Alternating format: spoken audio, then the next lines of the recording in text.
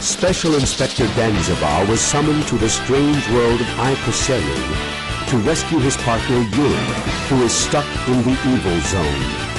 Danzibar decides to battle with Ihadoka, who exists simultaneously in multiple dimensions. But someone wants to stop him. Who could it be? A new program starting next week will feature Danzibar, the ultimate hero. Episode 1.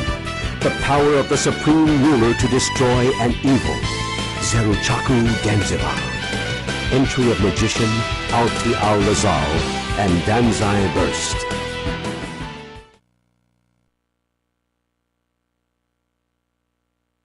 I need an intro. Just start the damn video! Guys, there was a game I used to play that I've mentioned on the Sentai Review a couple of times. This game was Evil Zone, and it was awesome. Evil Zone was like taking all fandom in anime, Power Rangers, things of that nature, tossing it into a fighting game and saying, good luck, figure it out. Guys, this was cool. I'm telling you guys, it really was. There was Danzibar. He was basically a frickin' Power Ranger. Then there was this little mage kid who like did spells and whatnot. And then there was a living armor girl, and there was a dude with a giant sword, because of course there was. And then, like, guys, this game was amazing. It really was. The voice acting, it left a little to be desired, to say the least. But you know, that was kind of part of its charm. What I want to do here is I'm going to take this game and I'm going to run it through my rate system that I've been using on different podcasts and whatnot, because the group never got around to talking to it, so I'm going to talk about it. So, here we go. So first we see it. Now this game was beautiful for the time that it came out, and it really was. I mean, you're looking at an era of games that were pretty rough in terms of their 3D animation. But, you know, Evil Zone was one of those games that was surprisingly rounded out. Like, the characters felt, I don't know how to explain it, they felt rounded. I look at things like Resident Evil and I can very much see the very hard, blocky nature of what that game was, where when I look at Evil Zone, everything feels rounded and a little smoother, and there were little effects that were thrown in where characters would take damage and then their hair would change. So if they took enough damage, like the hair braids and the ponytail would change, then it would be long flowing like locks of hair. And sure, by today's standards, this is an absolute joke, but this was truly an impressive looking game for its time, and something that helped the visual aspect of this game that kept every single fight interesting is that every time you did a move, the camera angle would change. So you might do a specific attack one time. The next time you do that same attack, it would not look the same. It would still be the exact same, but the camera angles had ways of changing the atmosphere every time you did the same attack so that it never got boring. And this is something that even today I don't see in certain games, so this truly impressed me. So next we hear it, and I mentioned the voice acting, right? I mean, did I mention it? Because a look at this. Ihadulka! Who is that? Who's there? This sensation. Galaklava, is it? Oh, you know the name. I get it. You are Danzibar.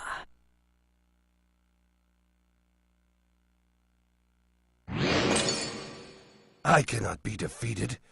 Absolutely, positively, for the sake of the world! Here goes! The power of the Supreme Ruler destroys evil! The ultimate hero, Danzibar! Get them! and that was voice acting. Yeah. Now, the music was phenomenal, and the voice acting, like I said, left a lot to be desired, but at the same time, it really does play into what anime was at the time and kind of how it felt sometimes. So I kind of let it go because there's something about it where it is bad, but at the same time, Resident Evil was bad, and we kind of let that voice acting go. We still make fun of it today, sure, but I don't know how to explain what I'm talking about, but there's a charm in the voice acting to where it is so bad, but it works so perfectly for what they were doing here. Gameplay was immensely simple. Everything that you see that happens in this game is 2 buttons. Literally, a Nintendo controller could have played this game. 1 button does attacks, 1 button does blocks. That's it. That's it. That's how simple it is. But everything that you see taking place is control. Tapping forward and an attack does an attack. Holding forward an attack does an attack. Tapping forward twice and doing an attack does an attack. Hitting forward twice and holding the second one and then doing it adds an attack. Doing certain attacks after certain events. And all of this is control, because it also comes down to the grabs. The grabs form these little circles on the ground, and if you can't get away from them, they trap you. If you're trapped, depending on what distance you're trapped, that changes the kind of an attack that you're doing. It is actually very impressively innovative that they could design a controller this simplistic and get what they got out of this game, because you would never imagine today that a game would come out that looked like it had this kind of fighting depth, but was this simple. But they really did pull it off here, and it, to this day, has impressed me. So next we engross ourselves in the tale. What is this game about? Here's what's going on. Ihadoka is a being who exists in multiple dimensions and is evil. And for whatever reason, all these warriors across all these different dimensions and realms are called into the same point to battle Ihadoka. And that is pretty much what is going on here. It is quite literally that simple of a game. But you know what? This was a fighting game. And we can make our fighting game unbelievably complicated, or we could just have a reason, an excuse reason for why warriors are fighting in a fighting game. And this one really did just go with cliche anime evil guys that are heroes, girls that are heroes. They're all here because they're needed, destiny and yada yada. There we go. And you know what? It worked. So that's it. That is Evil Zone. And quite honestly, it is a game that has exceeded my expectations, as there are games today that I cannot go back to. I can't. Games that I thought were really good in their time that I simply cannot play again.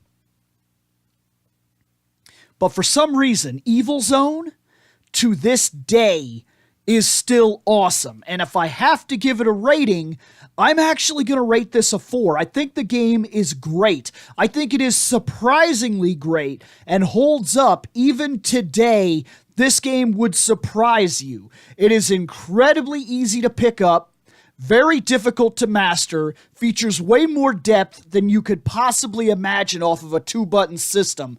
And on top of all that, it still looks good even today, if you really consider when it was made.